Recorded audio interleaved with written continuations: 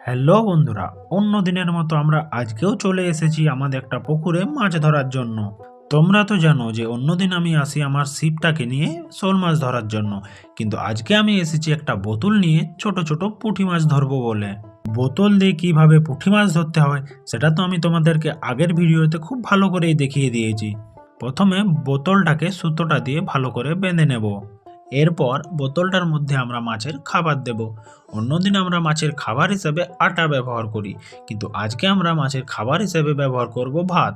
বোতলের মধ্যে খাবার দেওয়া হয়ে গেলে এবার আমরা বোতলটার মধ্যে কয়েকটা পাথর দেব।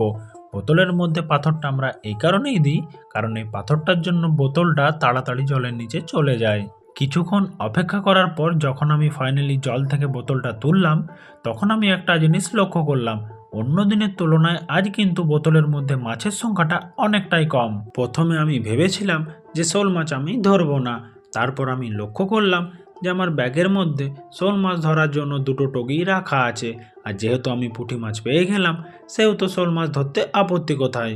শোল মাছ ধরার জন্য মাছটাকে কাঁটাটাকে ঠিকঠাকভাবে গাঁথতে হবে, যেন মাছটা মরে না যায়, কারণ তোমরা তো জানো যে মাছটা মরে গেলে সে মাছটাকে শোল মাছ খাবে না। আর জলের ওপর এমনভাবে ছাড়তে হবে যেন মাছটা জলের ওপর নাচানাচি করে।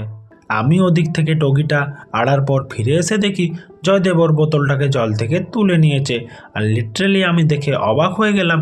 ওর বোতলটার মধ্যে অনেকগুলো পুঁটি মাছ ঢুকেছিল, তার মধ্যে একটা পুঁটি মাছ লক্ষ্য করলাম যে অনেক বড় সাইজের ছিল। সত্যি কথা বলতে এরকম বড় দেশি পুঁটি মাছ আমি আগে কোনোদিনও দেখিনি। এরপর ওই বোতলটা দিয়ে আরও কয়েকবার চেষ্টা করার পর আমি যেটা বুঝতে পারলাম যে আজকে আর মাছ হবে না। সেই জন্য আমরা যতগুলো পুঁটি মাছ পেয়েছিলাম সবগুলো আমরা জলের মধ্যে ছেড়ে দিলাম। আর শোল মাছ ধরার জন্য যে টগিগুলো এড়েছিলাম সেগুলো তো একটাও শোল মাছ খায়নি। আজকে আমাদের কপালটাই খারাপ ছিল, তাই পুঁটি মাছও হলো না আর শোল মাছও হলো না। তো আজকের জন্য ভিডিওটা এই পর্যন্তই, দেখা হচ্ছে পরের ভিডিওতে।